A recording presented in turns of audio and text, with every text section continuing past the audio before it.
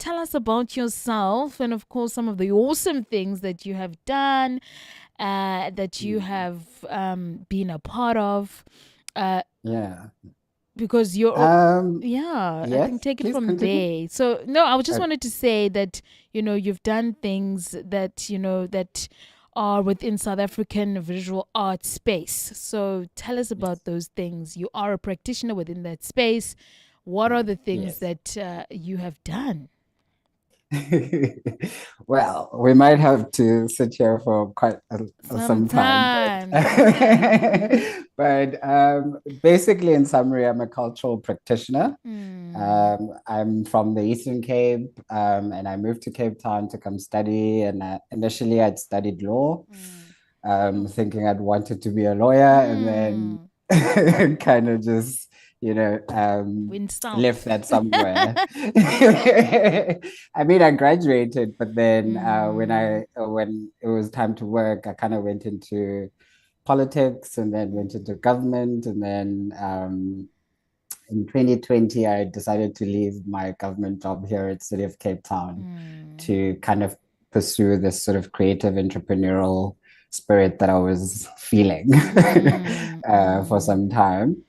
And since then, I started as a project manager at the Moholi Art Institute, Mm-hmm. where I was managing over about 15 kids who, or rather artists who were in Wow. residency there. Mm. And honestly, that's where my love for curating art really Mm. began. Because I think after just working with those kids for a few months and trying to understand the kind of work that they were doing and that the voice that they were trying to bring into the art space, Yeah. I felt like there was a really beautiful way in which I could contribute. Mm. And I mean, I come from a sort of background where I've always thought, social justice and Mm. human rights are sort of my champion Mm. things to kind of pull through. But and that's why I thought, politics kind of tied those things up together very well. Mm. But then I think when you do move into politics and into Mm. government, you discover all the bureaucracy, Mm. and Sure. as a creative, that is very impeding. Mm. And I think for creatives, you find it difficult to strive in that sort of environment. Mm. And that's why I took a decision to leave in 2020 and try out the space in the creative space. Mm. And Yeah. it's proved to be good to you. Not all too good. I mean, like, Mm. not everything has, Mm. has gone perfectly, It's a but I process. think, yeah, it's a process. And I think a lot of people also, when you come into the creative space, because it's such an unregulated space, Mm. um, people come in the space and you can call yourself whatever you want to be, Mm. creative director, whatever it is that you're fancying. But I think it's the work that's really important, Yes, and the exactly. kind of experience that you're getting through Mm. that. And I think it's really just about building those networks and learning as much as possible as you Yeah. can Mm. about what you're interested in doing. And Mm. that's what I did with coming into the art space. So now, currently, I manage a gallery called Vela Projects, Mm. which is a new contemporary art gallery in Cape Town. We Mm. opened in December last year, Mm. and we have a roster of about 6 artists whom we've been basically introducing this year, or using this year Mm. to kind of introduce them by curating solo exhibitions for them. So we've done about 3 or 4 exhibitions so far, including an art historical exhibition of Peter Clark and Robert Hodgins' work. Mm. Yeah, and that's where I am right now, working as a gallerist, and yeah, and trying to see where that takes me next. Wow.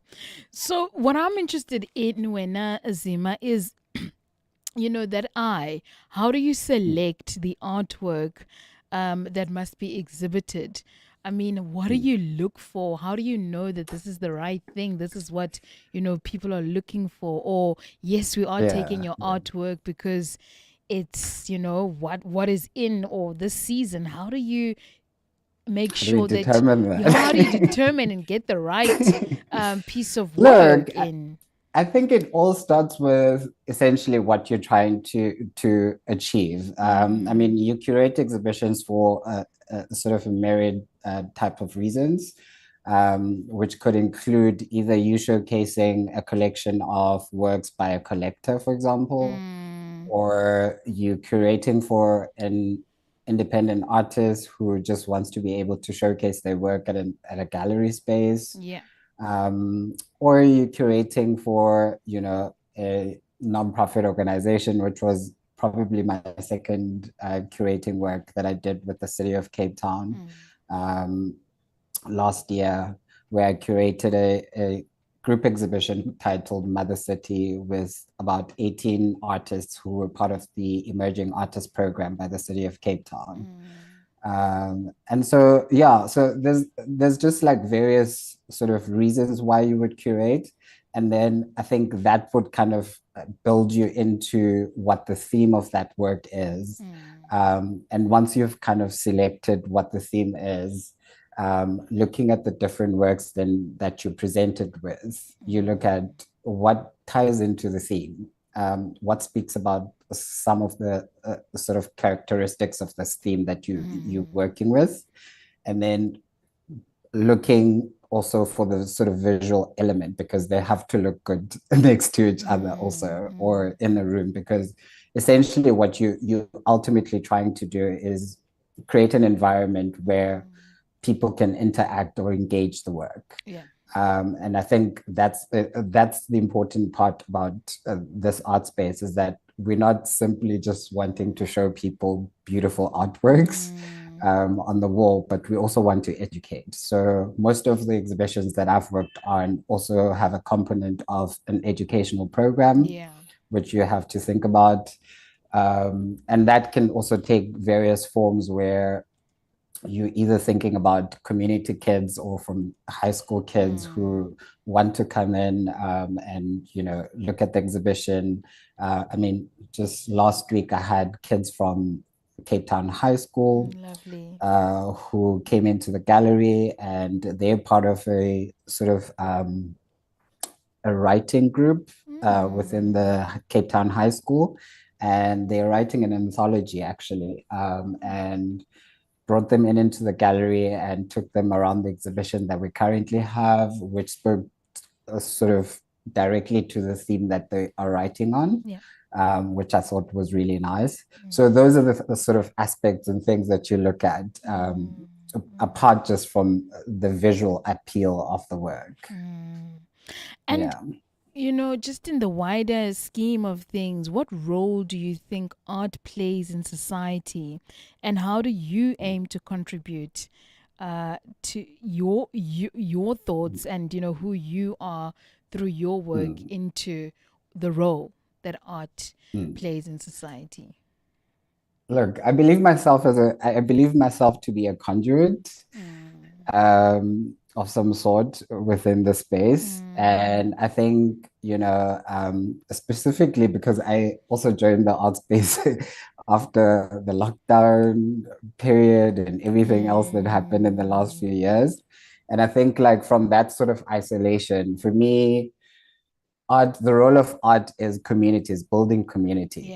And yeah. I think art takes us away from sort of those points of isolation. And I Mm. felt, coming from that sort of period and into, you know, hopefully this better new space, The new normal. um, the new normal, right?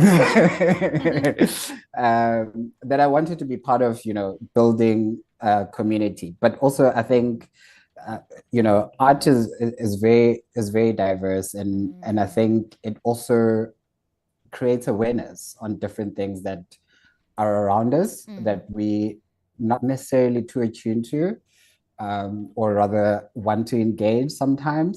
mm, And art kind of finds those spaces where maybe something doesn't necessarily have a language, and it provides those languages and voices within those spaces. So I think for me it's more about putting out voices that aren't normally heard, yeah. or trying to bring out these sort of distinctive voices within the art space and showcasing them to the world, and making sure that the important things that they want to discuss and want to talk about are articulated properly into the bigger world. Because sometimes, artists aren't necessarily wordsmiths, or or sometimes they're not really good at talking about their work, but they're excellent at doing the work. Yeah. and doing the work. And I think that's the job of the curators and gallerists, is for us to be able to say, okay, how do we put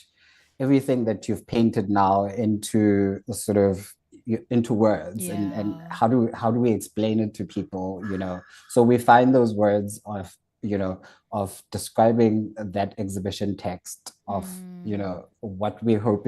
how we are hoping to engage people, and what the theme is about, and trying to decode that theme for people to be able to understand. Sure.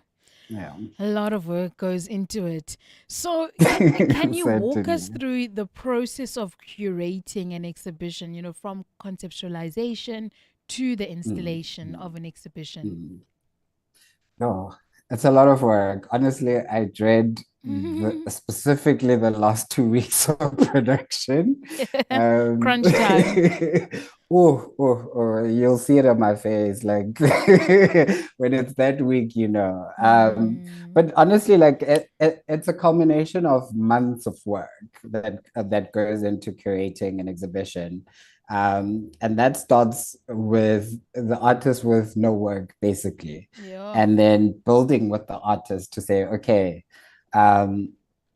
this is obviously, the artist has different ideas, so you allow them to kind of play in the studio to come up with different concepts, and over the months you kind of build with them in terms of subject matter and themes and things like that you're finding in the work, and in relation to the discussions that you have with them. And then finally, when the work is completed, and then you either take it to framers if it needs framing, and that usually happens in the case of canvases and photographs and things like that. And then from there, you develop obviously your marketing strategy, where you have to shoot content we usually, specifically here in the gallery, we have content pieces like of artists in their studio, so them speaking to us about their practice specifically, and then doing a walkabout sort of section in the gallery as well, in which once the work has already been placed as well, to kind of take us through how the artist wants people to kind of experience the exhibition. Obviously there's a lot of administrative work related into there. But once the work is delivered to the gallery, then you sit with the artist and you put the work together. And as a curator, obviously, most times you don't have necessarily the autonomy to kind of just, put together things. I mean, you do find other artists who will complete work and say, okay, that's for you. You decide how you want to put it together and what you do with it. My job is done. But then you also find artists who are very hands-on, who want to be involved in how the exhibition comes out or is formulated at the end of the day. So you work with those things and try and find, some sort of balance between the ideas that you have and the ideas that the artist also has. And you put together a show and a program, and that's basically it. Yeah. It seems, when we go into an exhibition as the public, we have no idea about the background work that takes place. So I'd like you to maybe also go into a little bit of challenges maybe that you face as a curator, and how do you ensure that you overcome those challenges? I think the biggest challenge for me is resource management, to be honest. And I think like that goes across board, because most of the time you don't necessarily have a big budget. You have limited Mm, resources. mm, So it's really just management, making sure that you manage the resources that you already have in order for you to come up with an exhibition that is, substantial. mm, And honestly, that just takes around maneuvering. So, for example, looking at different quotations for framing and things like that. So having to deal with all of these other service providers mm, and finding the best options for you and for the artists that work. I think that's always been the biggest challenge in every sort of exhibition that I've worked mm. in. But we always make sure that it works, and I think that's the main part of the job is for you to make do with what What with you nothing essentially have. most of the time. Mm, But we make do, mm, and I think we've presented exhibitions. Sometimes, it depends also. I mean, with mm. commercial galleries, I've worked with budgets from, 40,000 to 100,000 rands to putting up an exhibition, to working with independent artists where you only have about 2,000, 3,000 rands to put everything Sure. together. Yo, yo, yo. So it's just about how you and using your resources as well, in terms of who you Mm, know, who can help with what. So those things kind of help. And I think mm, when you're practiced enough in terms of resource management and project management, mm, um, then it's not necessarily an impossible challenge, but it is mm. definitely a challenge. I hear you. Yeah. You can make it work, and I think you build on your network, you build on the people that you know, Yeah, to assist you and to overcome those challenges. Now, certainly.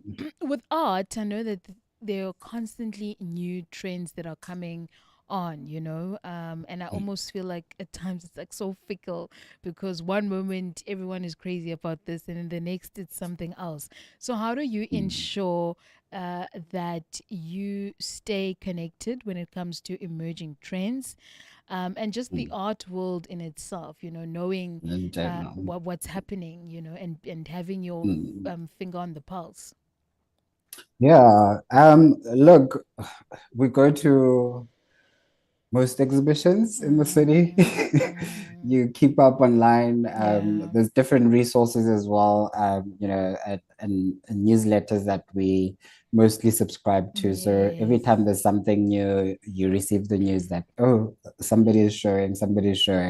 And Mm, also because I think in the art space, also that community I was talking about, mm, um, that's where I think is most sort of important for you to kind of be around, because I think that's where also you get the different sort of perspectives and different exhibition mm, ideas, and that's where you also learn and meet new people. So it's just merely making sure that you keep tabs about what's going on around the city, mm, attending art fairs as well, because I think art fairs are also basically a menial sort of opportunity for you to be able to cover everyone. You mm, don't, yeah, because it's not something I do every day to go and visit a different gallery every day.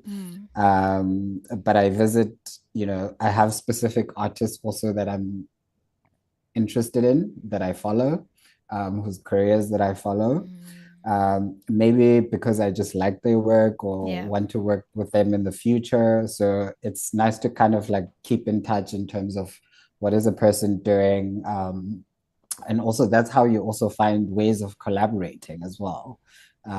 Because I think with the different galleries as well, there's a lot of intersection that happens. And therefore you'll see sometimes some of our artists are at a group show at a different gallery, or we having a Mm, group show with artists from another gallery and things like that. mm. So That's it's cool. all about network and keeping network. I believe myself to be a very good networker. Mm, And I think, yeah, that's just a skill that I think is important in the space, because most of the networks that I've made are networks from, going up to people and talking to people about what they're up to and the projects that they're So working cool. with. Yeah, so I think networking is important in this space. And one of our last questions, what advice Mm, would you give an aspiring art curator? Those that are looking at getting involved in the art industry. mm, mm. Um, oof. To be honest, I'm not gonna, yeah, I've recently started as well. Look, I don't have a long time I mean, it's art been what, curating, so four I can years? never. Come on now. Um, I'll give you From I'll your give you from your experience advice. so far. Look, I think it's all about. Somebody said to me when I started, I think it was Annelisa Mango that I was speaking to, and Mm, she had come to one of my very first exhibitions, and obviously I was trying to network in the space, trying to mm, mm, um, mm, see who's in the space, how do I learn, people to learn from, and firstly finding somebody also who has experience in the space. I think firstly, mm, um, not somebody who's going to mentor you in a sense, not necessarily full mentorship, but somebody who's going to take you under their wing, and kind of show you the ropes. I think those are important. Um, Also, just laying your head low and doing the work, I think also mm, is something that we don't often speak about, because mm. sometimes in the culture of Instagram and social media, there's always this sort of pressure to kind of always be producing and Or it showcasing happens and producing. overnight, and we think that, it happens Yeah, overnight. yeah. And people, yeah, and it gives that sense that Crafting. things kind of, just Mm, happen. And I mm, think people need to take time building. mm. So powerful. And that's the thing, that we don't have patience for that anymore. Mm, So I think take time to build your practice, understand who you are mm, and how you want to communicate to the world and mm, what you want to communicate to the world. Because I think it will inform the work that you do, it will inform your practice. Because I think people take you seriously as well in this industry when you have an informed practice and an informed voice, mm, and they can see consistency in your work. mm, I think those are important attributes for you to have. But I wish yeah, I wish I had better advice. But I think mm, yeah, that would suffice from my side. Just to be earnest about, what the work is and what you mm, want to communicate. I think once you have that understanding with yourself, mm, everything else that goes out there, it doesn't really matter. I hear what you're Yeah. saying. And it all starts there, right? Like knowing your unique voice. And, Yeah. and then from there on, it becomes a ripple effect because, like you're saying, it's an informed voice. Then people start wanting to know who's this person. You start becoming a thought leader within the space, Mm. that you're in. So that's so profound. Thank you so much Thank for you, this Tissy. incredible opportunity to have a sit down with you, get to know the person behind, the art curator. Yeah. If someone wants to collaborate, they want to work with you, they've just heard you now, where can they go? What can they do? What are your handles on Instagram, LinkedIn, and so on and so forth? Yes. Collaborations, depending on what you want to do. I'm an independent curator as well. So I do work with independent artists, with independent projects. But apart from that, if you want to find me, I'm always at Vela Projects, Mm. which is on 66 Plain Street in Cape Town, next to Parliament. We are on vela.projects on Instagram.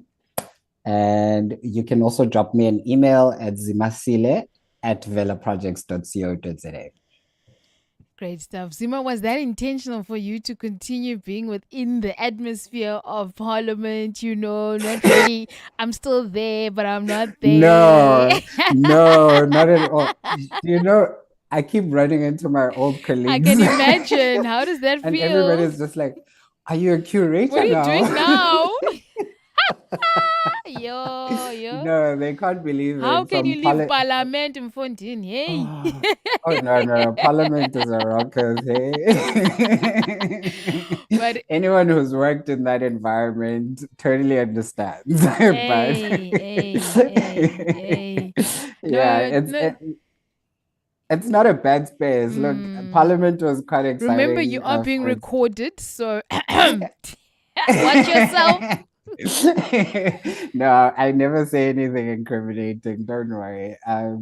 But yeah, Parliament is an exciting space. And I think, especially for young people, I think it's a good place to start. It's a good place that needs also our ideas. I'm hoping that apart from, the younger people that are working as staff members there, that we're going to start seeing more politicians as well, people who are going to influence Awesome. policy, because I think that's quite important for coming from younger people, because policy is something that kind of, will take us further as a country. But I think it's important that we engage with policy right now. I wanted to make reference specifically to the Copyright Act, which was signed earlier this year. A lot of people within the creative space haven't been engaging it the way that it should be, right? And a lot of us now are in jeopardy because our the protection of rights within that act aren't the way that they're supposed to be. But there isn't enough people who are interacting with these organizations and state organizations to make contributions to say, that let's reform the law and make it better and make it work for South African creatives. I think that's something that we kind of need to take, I think, more seriously in the creative space, more so because it's a highly unregulated space. So I think it needs us to always be on toe when there's an opportunity for us to reform laws to make them better for future creatives as well, to be involved in those things. But yeah, thank you so much, See an TC. activist coming out there, but yeah. Oh, it creeped out, hey? Of some It creeped sort, yeah, out. it creeped out. But I love it. I love what you're saying, that as creatives, be mindful of what is happening around you, be mindful of the decisions that are being made, and use the voice that you've been given. Use the skill that you've been given, to make noise, It's important. Thank you so much, Zimasile. May Thank you you be so blessed much. in your work. Thank you so much for not robbing the world of the work that was within you, while you were working in government and so on and so forth, and taking that leap of faith, and, choosing to follow your heartbeat. Yes. Thank you so much, TC. Thank you so Have, much. Blessings to have a good day. you. Bye bye. You too. Have You a good too. afternoon. Bye Bye. bye. Bye.